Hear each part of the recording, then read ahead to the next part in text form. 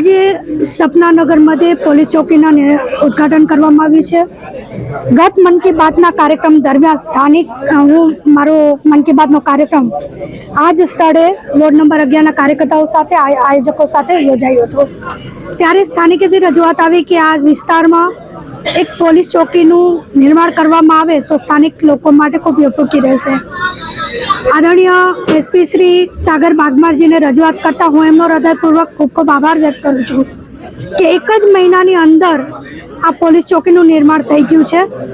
જે રાજ્ય પરિવાર જેમણે દાતાશ્રી તરીકે આ પોલીસ ચોકીના નિર્માણમાં સહયોગી બન્યા છે, હું એમનો પણ ખૂબ ખૂબ આભાર વ્યક્ત કરું છું।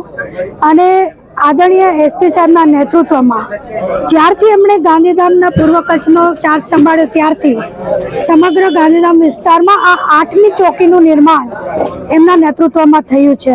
એટલે જ્યાં જ્યાં જરૂરિયાત અને જ્યાં જ્યાં રજૂઆત કરવામાં આવી જરૂરિયાતના હિસાબે ત્યાં પોલીસ ચોકીના નિર્માણનું કાર્ય સંપન્ન થયું છે। હું એમનો ખૂબ આભાર વ્યક્ત કરું છું અને સ્થાનિક લોકોને પણ અહીંથી આહવાન કરું છું કે પોલીસ એ મિત્ર છે, એમના સહયોગી બની અને આપણા વિસ્તારના વ્યવસ્થા માટે, આપણી વિસ્તારની શાંતિ માટે આપણે પણ જાગૃત થઈ ને એમને સહયોગ કરીએ એ જ અભ્યર્થના છે।